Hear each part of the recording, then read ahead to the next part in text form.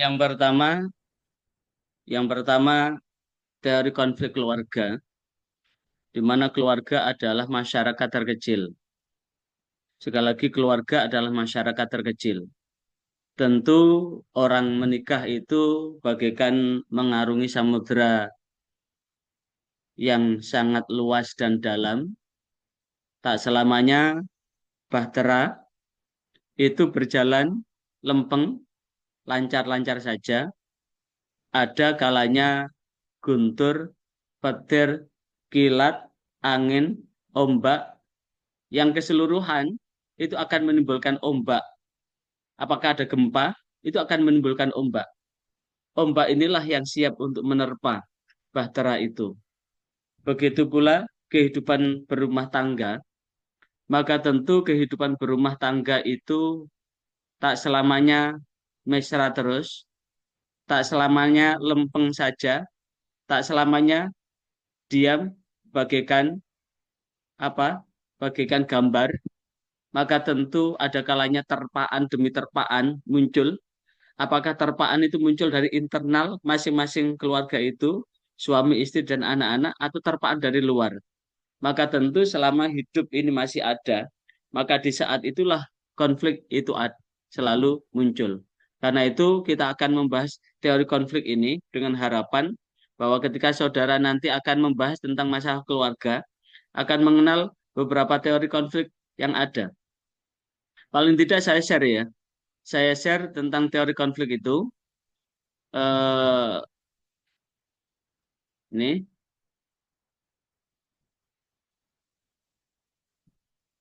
di teori konflik ini yang pertama ada teori konflik oleh Karl Marx. Sekali lagi, teori konflik Karl Marx. Siapakah Karl Marx itu? Karl Marx itu adalah tokoh Marxis, Marxisme, Marxisme. Sebetulnya Karl Marx ini seorang ilmuwan yang apa itu, yang bebas dalam berpikir. Maka menurut Karl Marx, dia mengatakan bahwa konflik dalam keluarga itu dapat disebabkan oleh perbedaan kepentingan dan perbedaan kekuasaan antara anggota keluarga.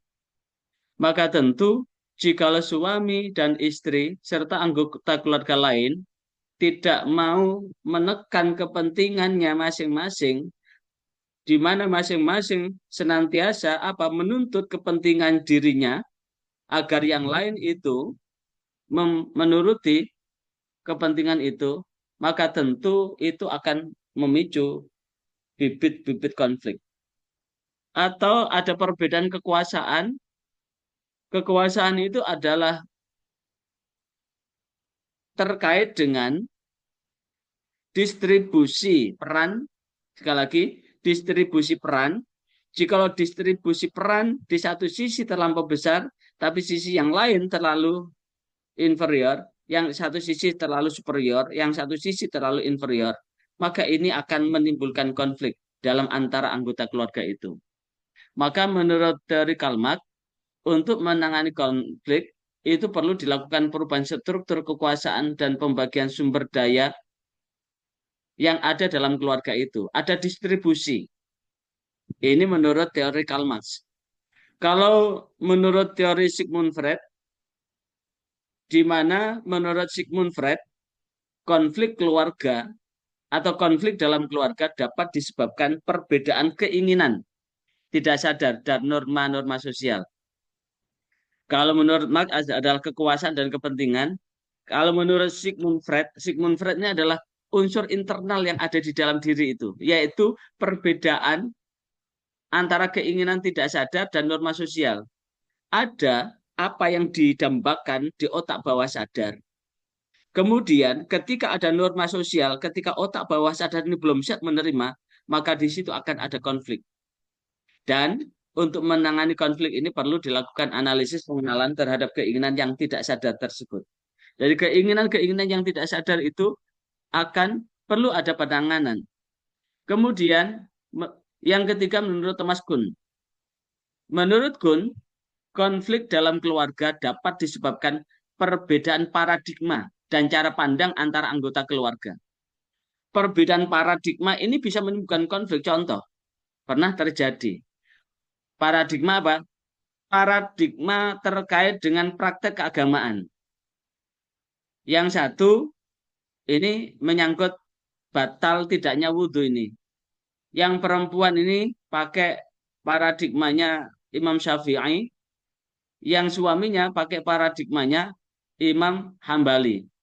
Kalau pakai paradigma konsep Imam Syafi'i, laki perempuan yang bukan mahram itu kan batal. Tapi kalau menurut Imam Hambali, selama tidak bersyahwat, itu tidak batal. Satu ketika yang perempuan yang pakai madhab Syafi'i itu mau sholat, tidak jamaah, sholat sendiri-sendiri. Mau sholat kemudian dirangkul, dicium, akhirnya kemudian batal. Wudhu lagi, mau sholat baru takbir, dirangkul lagi. Sampai berkali-kali akhirnya apa? Terjadi konflik yang menyebabkan perceraian atau cara pandang dalam anggota itu. Makanya frekuensi kata sekufu dalam konsep Islam, sekali lagi, kata sekufu dalam konsep Islam itu bisa sekufu hartanya, bisa sekufu jiwanya, bisa sekufu mentalnya, bisa sekufu hal-hal lain. Kalau tidak sekufu, maka frekuensinya tidak sama. Kalau frekuensinya tidak sama, akan menimbulkan benih-benih konflik. Itulah yang menurut teori Thomas Kuhn. Jadi, untuk terjadinya konflik keluarga itu karena frekuensi paradigma dan cara pandang keluarga itu. Nah, untuk menangani ya, bagaimana paradigma ini bisa fleksibel. Ada fleksibilitas, ada pemahaman yang cukup mendalam terhadap paradigma itu. Sehingga cara berpikirnya lebih fleksibel, lebih relatif tidak kaku begitu. Karena jikalau cara pandangnya kaku, maka akan menimbulkan konflik yang luar biasa begitu. Yang keempat, menurut Jus ini konflik yang terdapat dalam keluarga dapat disebabkan oleh perbedaan kepentingan dan tujuan antara anggota keluarga. Jadi, misalkan Mas Muhammad Rusli ini punya istri berapa, Mas Rusli? Istrinya berapa, Mas Rusli?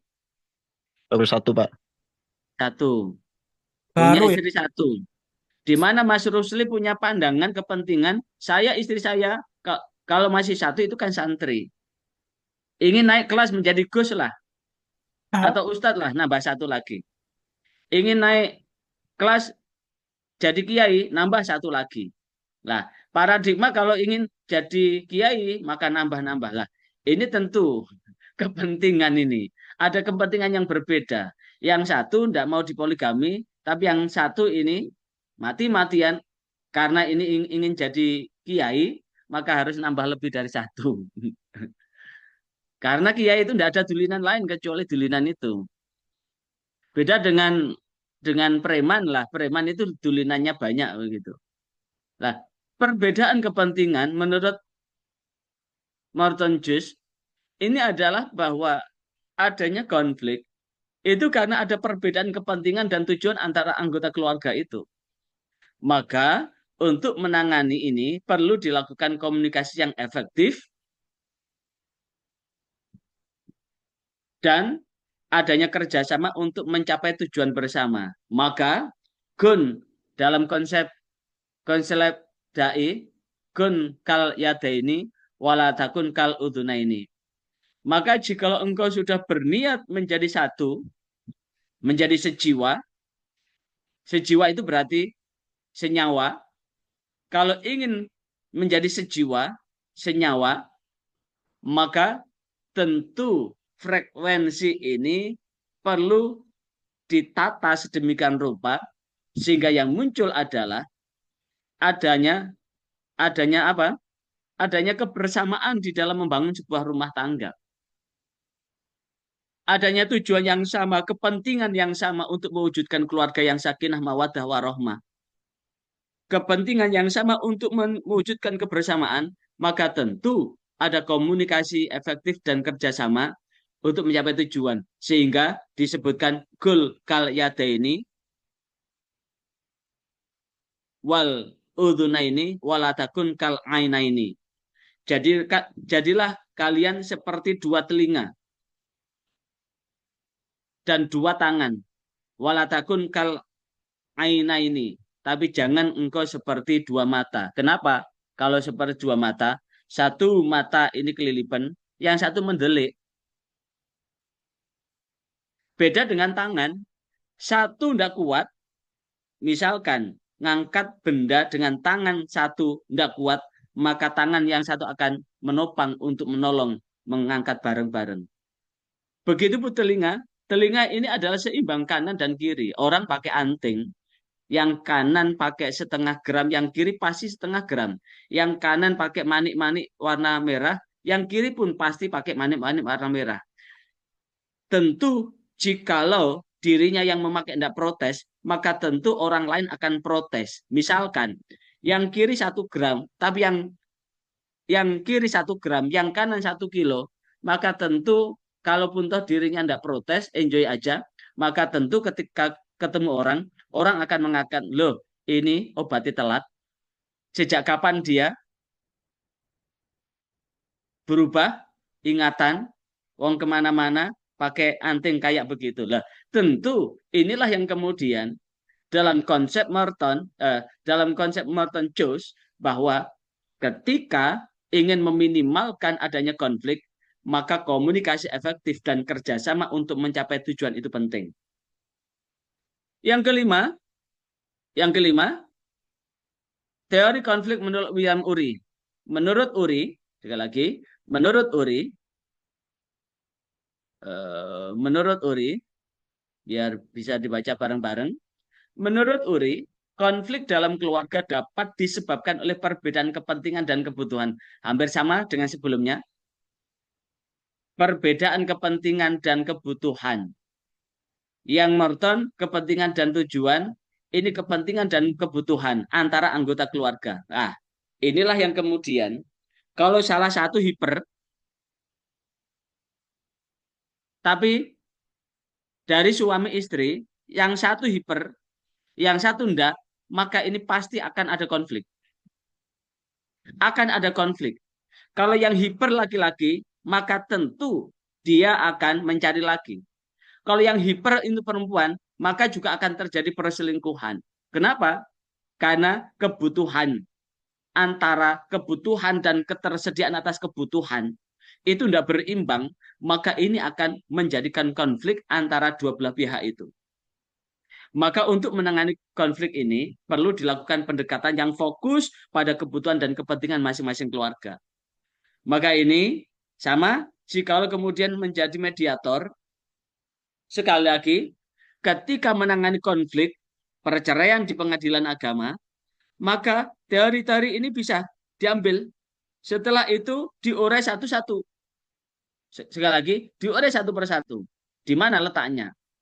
Nah, lantas bagaimana kita mengimplementasi teori-teori tadi? Sekali lagi, dari 5 teori tadi, bagaimana kita mengimplementasinya, menerapkannya? Maka keseluruhan tetap pada satu titik bahwa perlu diidentifikasi sumber konflik. Apa itu mengidentifikasi? Mengidentifikasi adalah menguraikan apa yang menyebabkan konflik.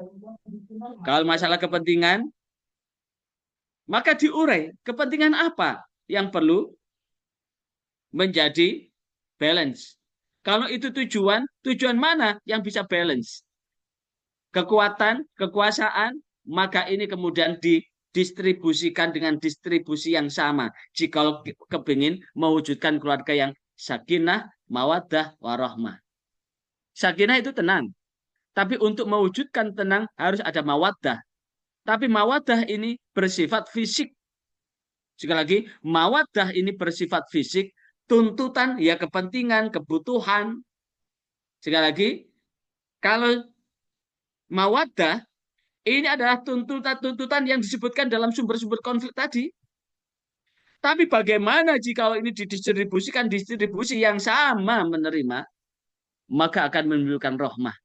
Kata rahmah itu adalah tidak banyak menuntut, tapi lebih banyak untuk memberikan kewajiban sebagai bagian dari anggota keluarga. Maka tentu ketika salah satu dari anggota keluarga atau beberapa dari anggota keluarga itu yang didahulukan adalah tuntutan-tuntutan haknya, tapi tidak mau memberikan kontribusi sedikit pun terhadap kewajibannya sebagai bagian dari anggota keluarga, pasti itu ada konflik yang muncul. Nah, konflik inilah yang kemudian akan memicu apa? Ketidakenakan. Kalau suami istri bisa bercerai, bisa berpisah. Tapi kalau antara anak dan orang tua, maka tentu tidak ada hak anak untuk berani pada orang tua. Maka ancamannya dosa besar. Karena Al-Qur'annya sudah jelas, wa qadha rabbuka alla ta'budu illa iyyahu wa bil walidaini ihsana. Wa qadha rabbuka, Tuhanmu ini telah mewajibkan alla ta'budu illa iyyahu, untuk menyembah kecuali hanya kepada Allah, wa bil walidaini ihsana, dan berbuat ihsan baik kepada kedua orang tuanya. Berarti sak benar-benarnya anak tetap salah. Allah tetap murka. Maka bagaimana mengkomunikasikan? Nah, terkait dengan hubungan suami istri, karena hubungan istri tentu ada namanya berpisah. Kalau anak dengan orang tua sampai kapanpun nggak akan ada namanya kata pisah itu. Maka konflik, sumber-sumber konflik ini perlu diidentifikasi. Setelah teridentifikasi dan ditemukan sumber-sumber konflik, maka langkah kedua adalah mengkomunikasikan kepentingan dan kebutuhan masing-masing anggota keluarga itu. Maumu apa? Maumu apa? Maka inilah kemudian ada penyesuaian. Ada namanya mediasi. Mediasi adalah sebagai penyambung lidah dalam rangka apa? Mengkomunikasikan kepentingan dan kebutuhan. Kalau sudah dikomunikasikan, cari solusi yang terbaik dalam memenuhi kepentingan dan kebutuhan itu. Agar apa? Semuanya berjalan sedia kala. Dan setelah itu, setelah solusi didapat, maka tinggal komitmen untuk menerapkan itu. Dan adapun hasilnya akan kembali kepada masing-masing penerima manfaat atau klien yang sedang berkonflik itu. Ini implementasi dari teori serta langkahnya. Maka tentu berkaitan dengan itu, ini data agak lama, ini data 6 tahun yang lalu, adalah data yang berdasarkan website dari Mahkamah Agung terkait dengan angka perceraian. Ternyata angka perceraian itu tambah tahun tidak tambah berkurang, tapi angka perceraian itu tambah tahun tambah banyak. Di tahun 2018 aja ada 419.268 pasang. Ternyata yang lebih banyak sebanyak 3/4, sekali lagi 3/4 atau 75%-nya, sebanyak 307.778 itu inisiatif berpisah itu dari pihak perempuan. Sementara yang seperempatnya ini dari pihak laki-laki. Kenapa? Karena tidak mampu mengatasi konflik yang ada di antara mereka. Ya paling tidak pemicu yang paling banyak itu dari hubungannya dengan media sosial. Kenapa? Kalau sudah berbicara tentang media sosial, komunikasi ini terhambat betul. Sekali lagi, berbicara tentang dampak media sosial, maka komunikasi keluarga itu akan terhambat betul. Seharian tidak ketemu, begitu ketemu, apa yang terjadi? Ya masing-masing di depan HP-nya masing-masing. Walaupun duduk berdekatan dengan meja kursi yang sama, ditata, melingkar, tapi hatinya tidak pernah menyatu. Karena apa? Karena masing-masing sibuk dengan media sosial masing-masing. Sehingga quality time, kualitas waktu ini terganggu untuk merajut komunikasi. Yang kedua, ternyata media sosial ini menjadi media perselingkuhan. Kenapa? Ada konflik dengan keluarganya, dengan suaminya, dengan istrinya, buka-buka medsos, ketemu, sehingga CLBK, cinta lama bersemi kembali. Nah, inilah yang kemudian akan menimbulkan perselingkuhan. Yang ketiga, lewat media sosial itu akan membanding-bandingkan hubungan dengan pasangan lain. Dan inilah kemudian perangkat dan piranti yang digunakan sebagai pembanding ini tidak sebanding dengan apa yang dibandingkan. Sehingga yang muncul ya konflik. Sekali lagi, yang muncul adalah konflik. Dan inilah yang kemudian Maha benar Allah dengan segala firman-Nya. A'udzubillahi minasyaitonirrajim. Walladzi khalaqal azwaja kullaha wa ja'ala lakum minal fulki wal an'ami ma tarkabun. Sumpah demi zat yang menciptakan para istri, pasangan seluruhnya. Sekali lagi, sumpah demi zat yang menciptakan pasangan, semuanya berpasang-pasangan, kullaha seluruhnya, wa ja'ala lakum dan Allah menjadikan buat kamu minal fulki dari fulki itu adalah bahtera, wal an'am dan binatang, matar kabun adalah untuk tunggangan kamu semua. Artinya ini menegaskan bahwa Allah menjadikan piranti fasilitas kehidupan adalah matar kabun. Matar kabun itu adalah kita jadikan tunggangan, alat untuk meniti sebuah bingkai ketenangan di dalam berkeluarga. Namun jika tidak mampu mempergunakan secara bijak, maka konflik itu pasti akan terjadi. Bahtera rumah tangga akan mudah goyah dan goncang oleh terpaan air, angin. Jangankan angin besar, angin kecil aja sudah mudah terombang-ambing. Ada pasangan suami istri bercerai gara-gara masak sayur asam kurang asin aja, udah jadi bertengkar sehingga jadi bercerai. Salah beli baju aja sudah bertengkar. Permasalahan-permasalahan kecil mudah tersulut emosi yang sangat tajam dan meretakkan dengan nganga yang cukup besar. Maka itulah yang kemudian akan menjadikan bahtera rumah tangga itu mudah sekali terkoyak. Konflik akan mudah untuk muncul. Karena itulah di dalam ayat yang lain, wallahu khalaqakum min turabin tsumma min nutfatin tsumma ja'alakum azwaja. Allah telah menciptakan kamu dari tanah, dari saripati tanah. Tsumma min nutfatin kemudian dijadikan dari air mani. Tsumma ja'alakum azwaja dan kemudian Allah menjadikan kamu berpasang-pasangan. Maka hunna libasul lakum wa antum libasul lahun. Maka konflik itu akan dapat teratasi jika masing-masing mampu menjadi pakaian. Hunna libasul lakum wa antum libasul lahun. Para perempuan yang menjadi istri itu adalah pakaian buat kamu. Dan para perempuan itu juga pakaian buat para suami. Maka jika kemudian mempergunakan filosofi hunna libasul lakum wa antum libasul lahun, maka ini akan bisa berjalan. Karena fungsi pakaian itu satu, menutup aurat. Kenapa menutup aurat? Menutup aurat. Fungsi suami terhadap istri itu untuk menutup aurat. Begitu pula fungsi istri buat suami menutup aurat. Tapi kalau ada suami istri membuka auratnya, aibnya dibuka di muka umum, maka di dalam kitab Tarbiyatul Tifli fi Ru'yatil Islam, sekali lagi, di dalam kitab Tarbiyatul Tifli fi Ru'yatil Islam, maka dia seperti setan yang telanjang di tengah kerumunan atau setan yang telanjang di pasar. Kenapa? Dari ujung rambut sampai ujung kaki, ini tidak ada hal yang dirahasiakan. Termasuk urusan HP, sekali lagi, urusan HP, maka seorang suami kalau menjadikan istrinya itu adalah pakaian, seorang istri kalau menjadikan suami itu sebagai pakaian, maka sudah tidak ada rahasia lagi. Jangankan sekedar HP, tubuh ini pun tidak ada sehelai benang pun yang diharamkan. Dari ujung rambut sampai ujung kaki halal bagi masing-masing. Maka ketika seorang istri mencoba membuka HP, maka istri itu tidak dapat dituntut sebagai apa? Sebagai tindakan pidana. Karena antara suami dan istri itu adalah saling menjadi auratnya masing-masing. Tidak ada rahasia di antara mereka. Tidak ada dusta di antara mereka. Kalau sampai kemudian HP di atas meja dipegang, dia marah, ada apa di balik HP itu?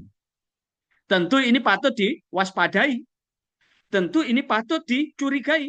Jangan-jangan ada selingkuhan, sehingga ada rahasia yang betul-betul dicengkeram. Inilah yang kemudian akan menjadi apa? Menjadi bibit-bibit konflik. Karena hunna libasul lakum, aurat. Yang kedua, di saat panas mampu menjadi pendingin. Artinya apa? Satu, marah jangan ikut marah. Kalau marah pecah semua itu, retak semua itu. Kalau satu marah, lain jangan marah. Kalau marah semua, pasti konflik itu akan berkepanjangan. Jadilah kemudian menjadi peneduh di saat panas. Begitu pula di saat dingin, mampu menjadi penghangat. Artinya apa? Seorang suami akan bisa menjadi penghangat istrinya, seorang istri akan bisa menjadi penghangat suaminya untuk menghangatkan masing-masing di tengah kebukuan itu. Menjadi penghangat. Artinya apa? Kalau suaminya bercerita tentang sesuatu, jangan malah disalahno. Karena ketika terjadi masalah di kantor, di tempat pekerjaan, maka suami itu butuh curhat. Begitu pula istri juga butuh curhat. Untuk apa? Mencurhatkan.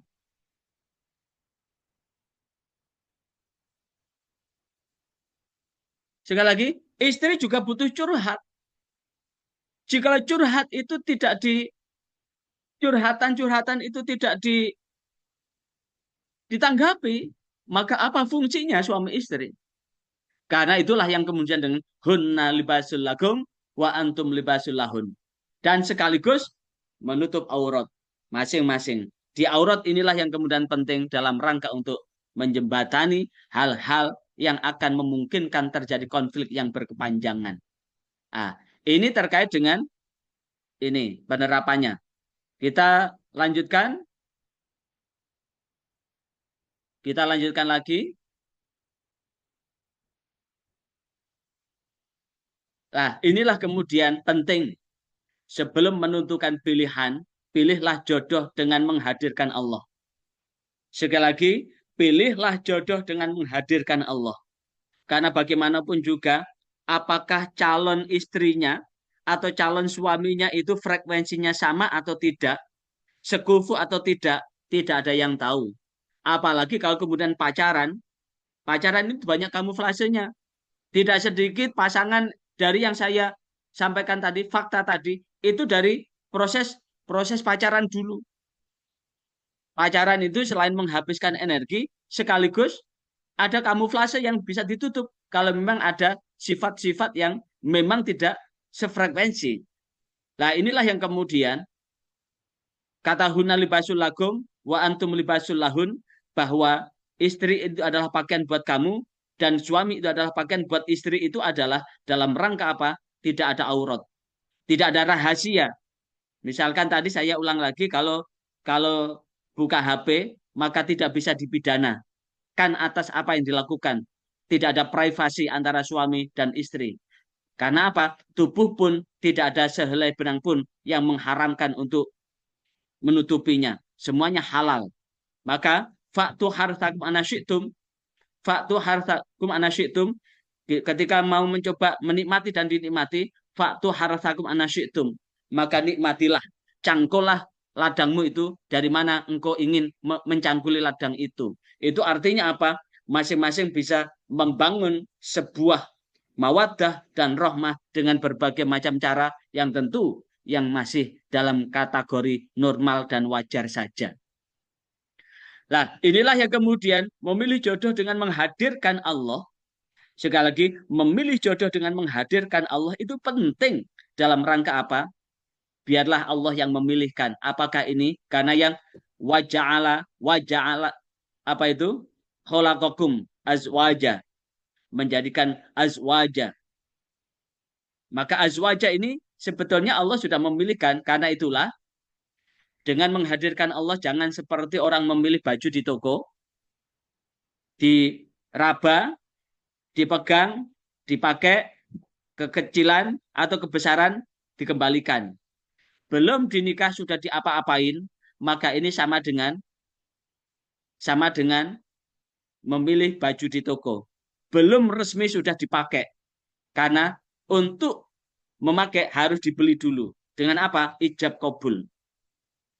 Karena itu kebanyakan proses pernikahan seperti baju di toko, konflik ini pun tidak terelakkan. Karena kepentingan-kepentingan akan cenderung hal yang bersifat fisik.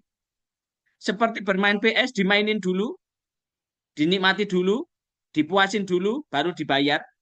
Dipandang, dimainin, dipuasin, baru dibayar. Artinya apa?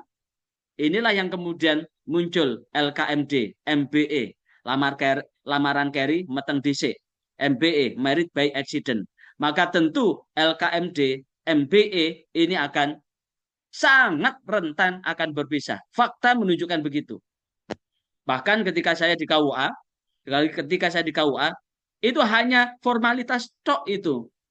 Jadi nikahnya sudah di KUA, formalitas tok. Yang satu sudah hamil agak besar, dan kemudian langsung setelah ini kamu jangan pernah ke rumah. Nanti begitu lahir langsung cerai. Udah begitu. Karena memang secara tanggung jawab, ya seperti bermain PS ini. Dipandang, dimainin, dipuasin, baru dibayar. Atau datangnya jodoh seperti air mengalir dari hulu ke hilir. Ada yang mengalir dari hulu sampai ke hilir, tapi ada yang di tengah jalan diambil Pak Tani sehingga jenak di sawah, tapi setelah sawah dialiri kembali lagi ke muara lagi, begitu seterusnya, sehingga kalau datang seperti air mengalir, inilah yang kemudian tipe laki-laki dan tipe perempuan yang model kawin cerai dan kawin cerai. Jadi kalau kemudian dia mencabangkan diri, maka jelas akan timbul kawin cerai. Tapi jika dia akan istiqomah dari hulu ke hilir, apapun yang terjadi, biarpun bumi bergoncang, air ini harus mengalir sampai laut. Jangan sampai mau ke pemetak-pemetak, sehingga itu adalah bibit-bibit terjadi retakan-retakan akan menguap di tengah jalan, belum sampai ke laut. Karena sesungguhnya siklus air itu adalah dari laut, kemudian jadi uap sampai ketinggian tertentu, dia akan jalan ke gunung, dari gunung turun hujan, hujan ini kemudian mengalir ke sungai, sungai kemudian kembali ke laut, dan itulah siklus air. Hidup berumah tangga yang langgeng pun bisa memakai prinsip air ini. Air ini tidak akan menampakkan kesombongannya. Air ini akan menjadi penyejuk dahaga, akan menjadi pelepas kepenatan. Air ini pun akan menjadi penghilang kecapean di dalam tubuh. Karena apa? Orang ngantuk, orang capek, rumusnya satu, mandi. Kalau mandi, kalau bangun sebelum subuh, kalau kemudian begitu bangun, misalkan bangun jam 2, bangun jam 1, bangun jam 3, begitu bangun langsung mandi, seharian tubuh ini akan terasa seger. Sebaliknya, jikalau dia hanya menyentuh air untuk berwudu, selepas sholat kemudian tidur lagi, maka selama seharian dia akan menjadi pemalas. Maka ada doanya adalah Allahumma inna na'udzubika minal kaslan. Ya Allah, lindungilah saya dari sifat malas, wasu'il kibar, dan keburukan ketika di usia senja. Inilah yang kemudian akan menjadi bagian yang tak terpenting dalam melanggengkan sebuah bahtera rumah tangga. Karena itulah pertimbangan kalau saya meminjam apa yang pernah disampaikan Gus Dur, orang yang paling hebat itu adalah nikah yang dapat nilai 1000. Tapi jika 1000 tidak dapat, maka ambil yang 1. Ternyata dari rumusnya Gus Dur bahwa tungkahul mar'atu li arba, seorang perempuan itu dinikahi karena 4 hal. Yang pertama 5 liha. Tapi 5 liha ini nilainya 0. Sekali lagi, 5 liha ini nilainya 0. Wali hasabiha. Apa itu hasabiha? Keturunannya itu nilainya juga 0. Wali jamaliha itu nilainya 0. Kenapa? Harta akan mengenal habis. Nasab akan mengenal. Jangan kemudian membangga-banggakan duriah Rasul, padahal bukan duriah Rasul. Petentang-petenteng ke sana kemiri menghina orang, mengatakan bahwa saya ini adalah kelompok yang merupakan orang yang paling terhormat. Bahkan saking terhormatnya bahwa mereka yang mengaku keturunan Rasul, maksiat itu lebih mulia dari 60 kiai. Itu adalah statement yang sangat menyesatkan. Wali jamaliha karena kecantikannya. Kecantikan itu pun mengalami kelunturan. Sekali lagi, kecantikan akan mengalami kelunturan. Sehingga nilainya tetap 0. Walidiniha karena agamanya. Sekali lagi, walidiniha karena agamanya, maka nilainya 1. Maka jikalau malnya tidak didapat, jangan sampai meninggalkan agamanya. Hasab tidak didapat, jangan sampai meninggalkan agamanya. Jamal tidak didapat, jangan sampai meninggalkan agama. Kenapa? Karena yang dikejar hartanya, nasabnya, kecantikannya akan nol, hancur, lebur. Bahkan di dalam riwayat yang lain, jikalau yang dicari karena hartanya, maka Allah akan memiskinkan dirinya. Jikalau yang dicari adalah nasab dan jamalnya, maka Allah akan menghinakan dirinya itu. Inilah yang kemudian walidiniha. Dan kalau walidiniha far bidatidin taribat yadak. Apa? Karena agama, maka pilihlah karena agamanya, niscaya kamu akan beruntung. Taribat yadak. Tangan ini tidak sampai berdebu. Dan disinilah tarhibnya yang saya sampaikan tadi. Hadis riwayat Imam Tobroni di dalam kitab Al-Ausat. Riwayat Anas diriwayatkan dari Anas bin Malik, ani Nabi Shallallahu Alaihi Wasallam, man tazawwaja imro'atan, siapa yang menikahi seorang perempuan, man tazawwaja, siapa yang menikahi perempuan, li'iz ziha, karena keagungannya, lam yazidhu illa dhillan, maka tidak akan nambah kecuali kehinaan. Wa man tazawwajaha, siapa yang menikahinya lima liha, lam yazidhu lam yazidhu Allah, maka Allah tidak akan menambahnya illa fakran, kecuali kemiskinan. Man tazawwaja li hasabiha, siapa yang menikah karena nasabnya, lam tazidhu illa danaatan, maka tidak akan tambah kecuali ketercelaan. Wa man tazawwaja imra'atan, siapa yang menikahi seorang perempuan, lam turid biha, tidak karena itu yang disebutkan tadi, illa ayyadha basarahu, kecuali bagaimana dia bisa memejamkan matanya, wa yuhassinu farjaha, dan dia ingin memelihara farjinya, au yasilu rahimah, atau menyambung silaturahim, barakallahu laka fiha wa barakala fihi, maka Allah akan memberkahi rumah tangganya dikala dia senang maupun dia dalam posisi tidak senang. Dikala dia melimpah ruah hartanya maupun harta dada. Karena apa? Silaturahim tetap terjaga, perilakunya tetap terjaga, maka inilah yang akan menjadi bibit yang penting dalam rangka membentengi bahtera rumah tangga yang sakinah mawaddah warahmah. Kemudian dari berikutnya, kalau kemudian bersatunya perjodohan pria wanita seperti bersatunya unsur kimia, senyawa kimia bisa menjadi obat, air, atau racun, atau lain, maka tentu Allah sudah memilihkan jodoh itu sudah frekuensi sama. Biasanya laki-laki jahat itu ketemu laki-laki jahat. Laki-laki baik ketemu dengan perempuan baik. Laki-laki pezina akan menikah dengan perempuan pezina. Laki-laki solih akan ketemu dengan wanita solihah. Itu apakah kemudian setelah bertemu akan menjadi obat, apa menjadi racun, atau yang lain, itu adalah seperti menggabungkan unsur kimia. Dan inilah yang kemudian akan menjadi titik penting dalam menangani masalah konflik. Ini yang sebagai pemantik untuk kita diskusikan, saya persilakan. Silakan. Barangkali ada yang ditanyakan? Halo? Tolong videonya dinyalakan. Videonya dinyalakan semuanya.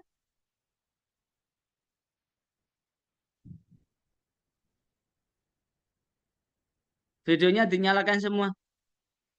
Sekali lagi tolong videonya dinyalakan semua, seluruhnya. Admin M Fahmi, MHKI, Fauzan.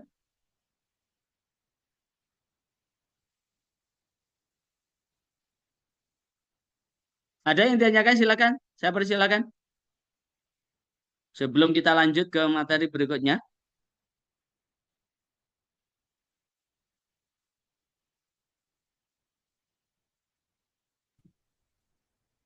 Silakan.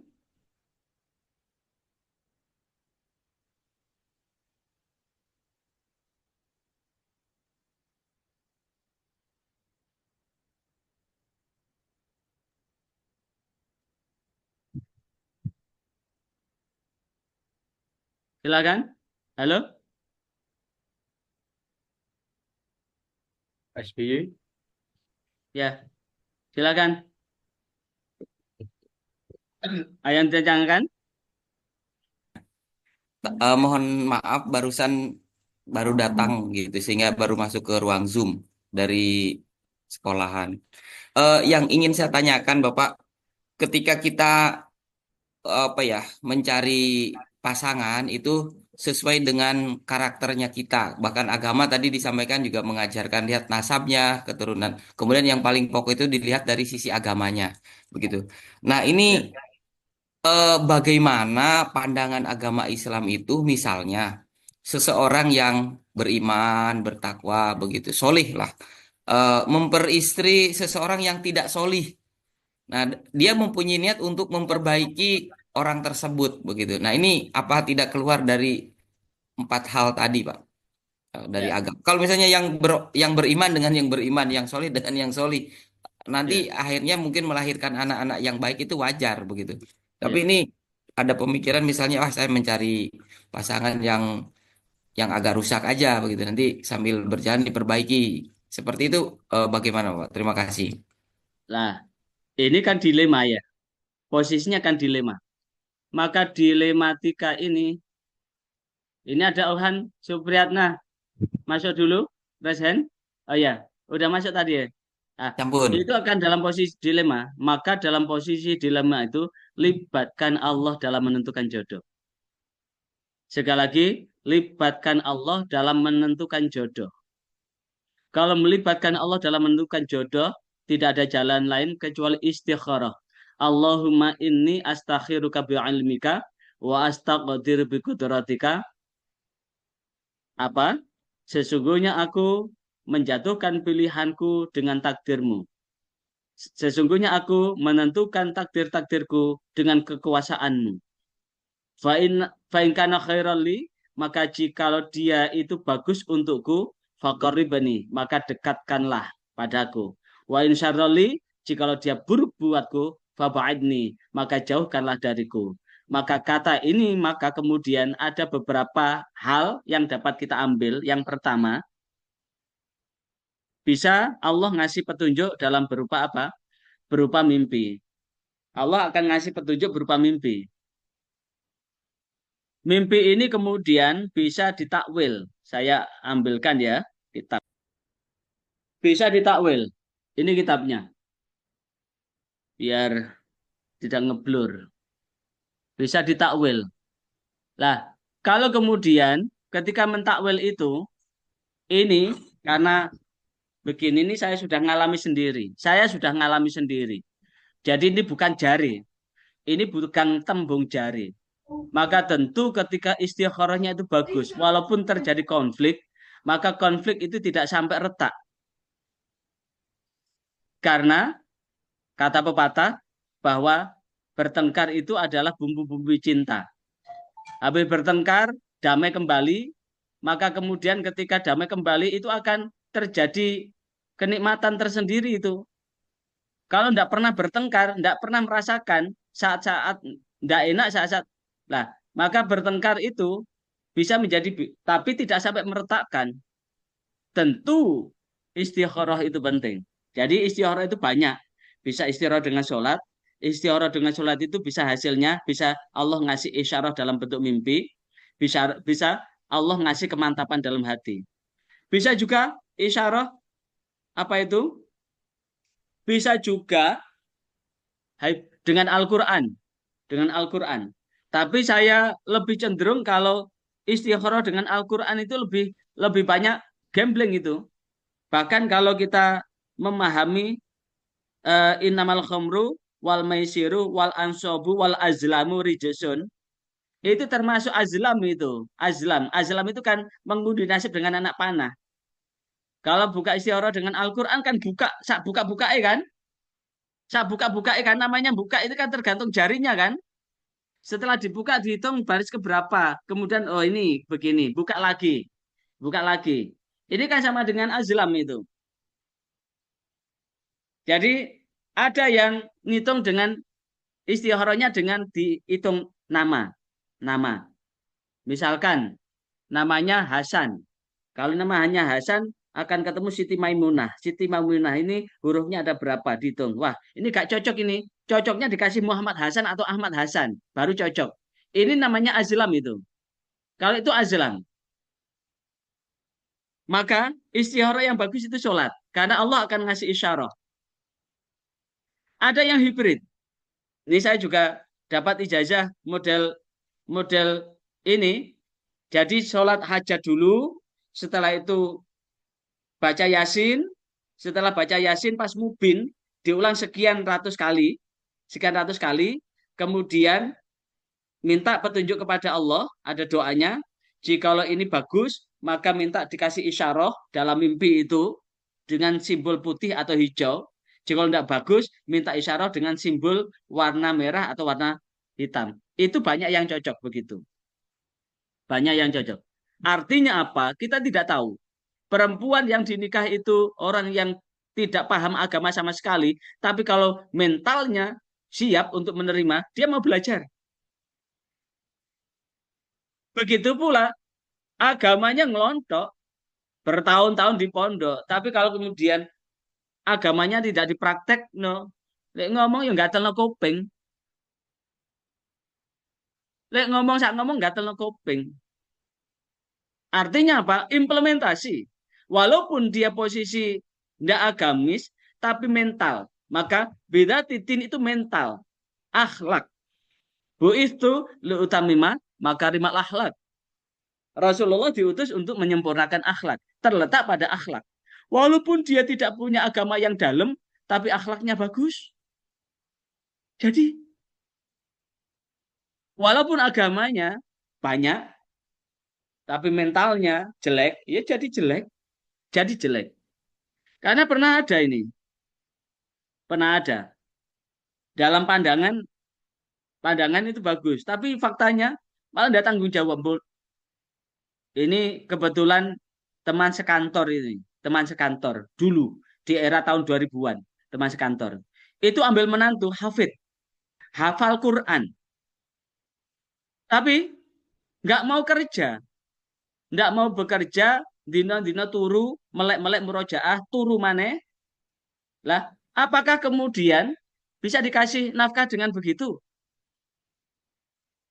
Nah, artinya apa? Yang jadi ukuran tetap libatkan Allah di dalam rangka apa? Memutuskan untuk memilih itu. Karena biasanya misalkan si A tidak cocok dengan si B, tapi mungkin juga cocok dengan si C. Karena ada satu contoh, ada seorang laki-laki meminta memperistri seorang perempuan itu sampai 2 kali. Sampai 2 kali. Tapi hasil istikharahnya ketemu ular. Ketemu ular. Lah, namanya ular itu kan melungsungi kan? Nyokotan, melungsungi. Nah, akhirnya ojo diterusno bah. Itu tidak bagus itu. Ojo diterusno. Ojo diterusno. Sampai 2 kali itu minta itu.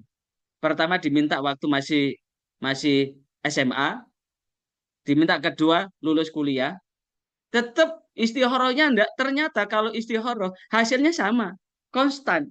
Kalau istikharah itu hasilnya sama. Lah, akhirnya apa? Nikah tetangga.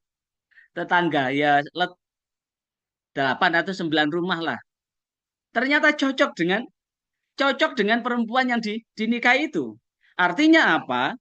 Seseorang laki-laki tidak cocok dengan seorang perempuan, tapi mungkin juga cocok dengan perempuan lain. Jiwanya sama, frekuensinya sama.